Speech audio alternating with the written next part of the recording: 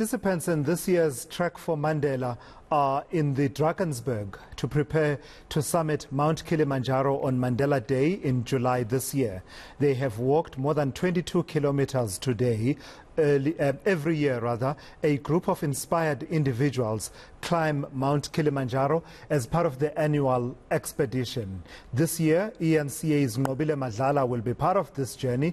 Let's cross over now to Nqobile for an update. And Nqobile, I thought I would see you huffing and puffing in the midst of the greenery and the scenery of Drakensburg and the peak that you guys were tackling. But I see you are back to base camp and having the time of your life, seemingly. You're looking good for someone who has been hiking for 22 kilometers. How did it go?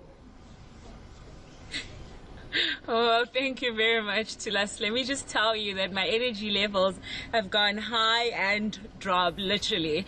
At this point, we've done over 30,000 steps, so you can just imagine how I would kill to have an ice bath at this point because of that walking up. But it was beautiful, really. Just, it was gorgeous to see. The view was amazing. The company also of the people that we were hiking up with, really amazing. Interesting stories as well that I heard as I was hiking up. A lot of people have this on their bucket list, and I suppose I'm very lucky to be part of that team that will have to tick it off that bucket list. But before we carry on any further, I want to bring in CEO for Nelson Mandela Foundation. I want to ask you, sir, it's been such an exciting day.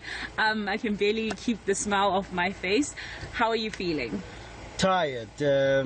Pretty tired, but if Richard asked me to go back again, I would have to. So it's not that I'd be wishing to do so. And I can see that Tulas dodged this one, and I'm hoping that he will join us next time because he just doesn't want to get through this, what we're going through now. It's been a proud moment to see young people who have participated in this, but also with us playing our part to just make sure that we keep those girl children in school, that we want them to just keep doing a little bit to just make sure that others benefit from this program. And I mean, we've done 22 kilometers today. What does that mean towards the girl child? Look, every step counts towards a life changed. I always say to climbers that count a step as counting a life impacted. To have touched 1.5 million children, million girls to be specific, and with over 300 climbers in 10 years, tells you that every step has counted towards changing lives. And I'm hoping that those who join this initiative remind themselves that it took Madiba 27 years to try to change lives. And he never gave up. He always said he got to the top of the mountain and you realize that there's many more valleys to cross and more mountains to climb. And I'm hoping that this is a marker of one mountain to climb in order for us to reach the target of at least 2 million girls and more that we can change their lives. And I mean, at this point, you are going to be going back to those schools and those children to give them these dignity packs. Tell me, what do they say to you when you get to give them? When you speak to them, what sort of conversations do they have with you? You know, one of the touching moments is when you get to a school and you find a girl who says, you don't know what you've done because tomorrow would have been different.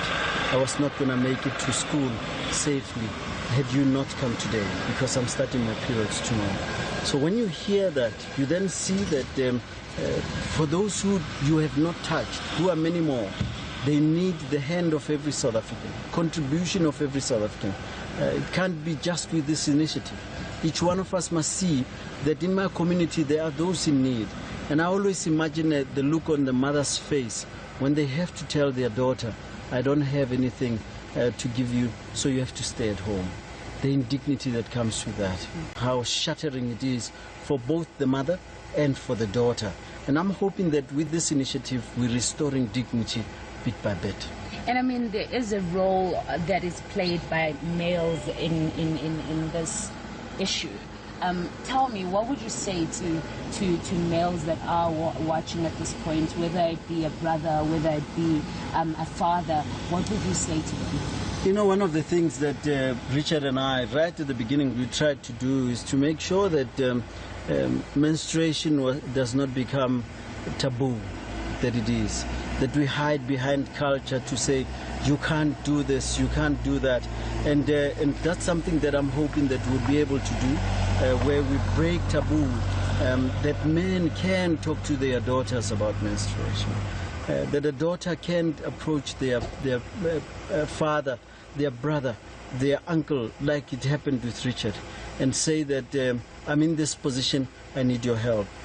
Period pains, for example, some can be so intense that one can't even be mobile.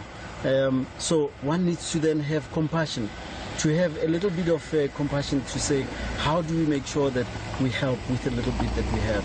So both the Nelson Mandela Children's Fund, the Nelson Mandela Foundation, and the Mandela Rose Foundation will be fully behind this initiative, because all three CEOs are participating.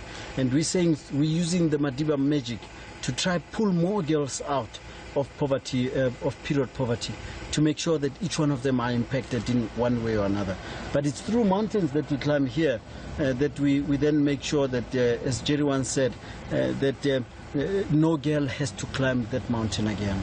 And I mean, now you are preparing to go up Mount Kilimanjaro. That must be very exciting but scary at the same time for a lot of people that might be beginners like me and Skara, my colleague here. It might be very exciting but scary at the same time. What would you say to people who would like to do the same thing but maybe don't have the means and don't have maybe the guts to do it as well? You know, the beauty of this initiative is you don't have to climb the mountain. You can contribute in whichever way that you see, touch the life that you see nearby with the little that you have. But should you wish to join this initiative, like yourself, I think it takes a mental fortitude to want to then do something that will change another life without expecting much back. This mountain was punishing today on the legs, and we fell. I know I fell twice at least. But even with those falls, we kept on crawling if it needed to be. We started off with some rain at the beginning, yet our spirits were never dampened. We just kept on going because we knew the target is making sure that those girls' lives are touched. The beauty of this initiative also is that you, as a person who contributes to it, every footstep that you take, you know there's a life I'm touching, therefore I'll keep going, because it's expected of me to at least change lives. And I mean, this is going to be, you are going to be marking 10 years, if I'm right, doing this. Tell us a little bit, why is that important now? You know, number 10 is a milestone that needs to be celebrated. And I'm hoping that Richard and both Richard Mabaso and Sbusiso Vilane, both of them are proud that they took the first steps to show us the light. But with them just lighting that fire, that each one of us are now saying, we will walk that path with you. So for 10 years, having done it so long and with so many lives impacted, we are hoping that these 10 years will be multiplied many times over. But that in no time, we're hoping, rather soon, we're hoping that you won't need this kind of initiative for girls to be kept in school. That it should be something that government sees as its responsibility, the taxpayer sees as its responsibility, but each one of us as citizens, active citizens, that we say will contribute. Having climbed it 4 times, maybe I need to have my head checked. Why I would go back the 5th time. One person said, do you enjoy it? I said, no. Don't get it wrong. I'm doing it because of the edge to try to touch lives of those who are in most need. And I think if each one of us have that kind of drive, we will then change in every aspect of the lives of those that we see struggling.